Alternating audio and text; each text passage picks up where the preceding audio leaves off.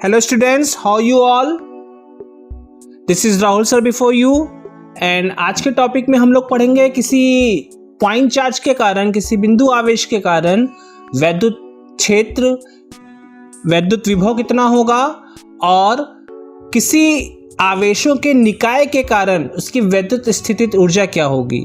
ठीक है, सो इन टॉपिक्स को पढ़ने से पहले आप लोग मेरा लास्ट वीडियो बहुत ही ध्यान से देखिएगा जिसमें हम लोगों ने पोटेंशियल और पोटेंशियल डिफरेंस के बारे में एक्सप्लेन किया था। So let's move on to our topic. So now let's have a look. So topic है हमारा बिंदु आवेश के कारण वैद्युत विभव, potential due to point charge. So हमने एक पॉइंट चार्ज लिया है, फिगर देखिए, एक पॉइंट चार्ज लिया है।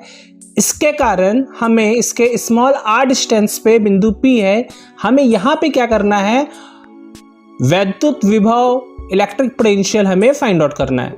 ठीक है, तो पोटेंशियल अगर हमें फाइंड आउट करना है तो सबसे पहले हमने डेफिनेशन पढ़ी है V बराबर W/Q0।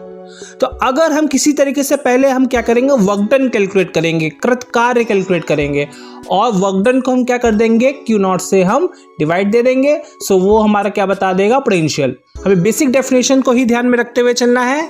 तो अब हमने क्या किया कि एक इन्फिनाइट से P डैश से P डबल डैश तक हमने dr की डिस्टेंस ली, जिसकी O पॉइंट से डिस्टेंस कितनी थी, r डैश। तो अब अगर हम Q0 टेस्ट चार्ज को हम इन्फिनाइट से P तक लाएंगे तो जो हमारा फोर्स होगा वो फोर्स होगा F बराबर के Q0 अपॉन R डैश का स्क्वायर। ठीक है, ये क्या हो गया आपका P डैश पे Q0 चार्ज पे फोर्स। ठीक है, और K क्या होगा यहाँ पे 1/4πε0, ये होगा आपका, ये कांस्टेंट हमने K कंसीडर कर लिया है। ठीक है, अब P डैश से P डबल डैश तक हमने जो वर्क डन करना पड़ेगा उस वर्क डन की वैल्यू होगी dW बराबर -F times dr dash. dr dash क्या है, बहुत ही स्मॉल डिस्टेंस है। हम पहले क्या करते हैं कि छोटे छोटे डिस्प्लेसमेंट करने में कितना वर्क डन होगा हम उसको कैलकुलेट करते हैं और इसके बाद हम टोटल वर्क डन कैलकुलेट करने के लिए हम मैथमेटिकल टूल इंटीग्रेशन का यूज़ करके हम उसे इंटीग्रेट कर देंगे। तो यहाँ पे f की वैल्यू हमने रख दी तो आ जाएगा -F के Q0 अपॉन R डैश का स्क्वायर इंटू dr डैश। ठीक है, तो ये तो था हमारा P डैश से P डबल डैश तक मूव कराने में वर्क डन। लेकिन पोटेंशियल की डेफिनेशन क्या होती है, अगर हमें वर्क डन कैलकुलेट करना है तो इन्फिनिटी से R तक, उस वैद्युत क्षेत्र तक लाने में किया गया कार्य। तो अगर हमें टोटल वर्क डन कैलकुलेट करना है तो अनंत से बिंदु P तक लाने में, मतलब इन्फिनाइट टू R, मतलब बिंदु P तक लाने में कितना कार्य करना होगा, W बराबर इंटीग्रेशन की लिमिट कहां से कहां लगेगी, लोअर लिमिट पे मेरा इन्फिनाइट आ जाएगा और अपर लिमिट पे मेरा R आ जाएगा, और इसके बाद W का ये फॉर्मूला जो हमने ऊपर निकाला था।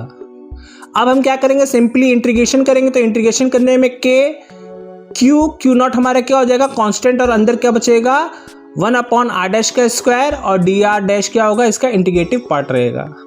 अब इसको हम इंटीग्रेट करेंगे तो इंटीग्रेशन करने में देखिए, इंटीग्रेशन आपको क्लियर है, 1/r डैश का स्क्वायर क्या हो जाएगा, -1/r। ठीक है, और इसकी लोअर लिमिट क्या होगी, इन्फिनाइट, और अपर लिमिट होगी r।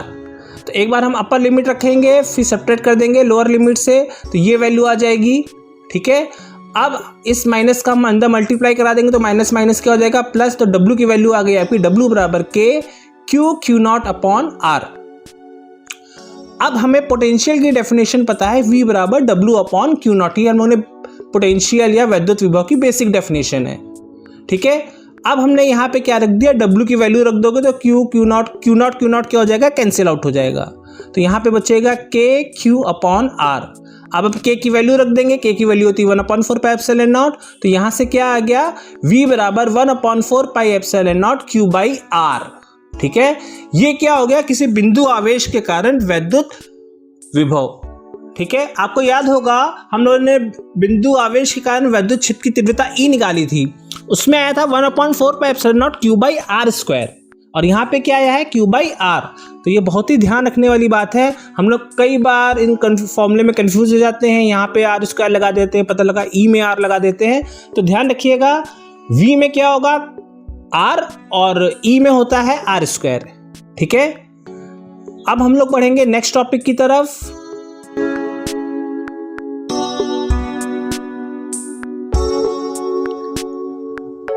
इस टॉपिक में वैद्युत स्थितिज ऊर्जा, इलेक्ट्रिक पोटेंशियल एनर्जी की हम लोग बात करेंगे और इसमें हम लोग डिफरेंट केसेस की बात करेंगे। तो सबसे पहले हम देखते हैं दो बिंदु आवेशों के कारण हम लोग वैद्युत स्थितिज ऊर्जा निकालते हैं। तो अगर हमें किसी निकाय की वैद्युत स्थितिज ऊर्जा निकालनी है तो वैद्युत स्थितिज ऊर्जा क्या होती है बेटा, कि उसकी स्थिति के कारण, है ना, उसकी पोजीशन के कारण। तो अगर हमारे पास सपोज करो दो पॉइंट चार्जेस का सिस्टम है, दो बिंदु निकाय का सिस्टम है, तो इसके कारण हमें अगर वैद्युत स्थितिज ऊर्जा निकालनी है तो स्थितिज ऊर्जा निकालने के लिए सबसे पहले हम क्या कैलकुलेट करेंगे, वर्क डन, कृत कार्य। और कृत कार्य का फॉर्मूला भी हम लोगों ने नेक्स्ट वाले हेडिंग में क्या निकाला था, W बराबर 1/4πε0 Q1 Q2 upon R। R क्या है, दोनों के बीच की दूरी। तो ये जो कार्य होगा उसमें स्थितिज ऊर्जा के रूप में संचित हो जाएगा।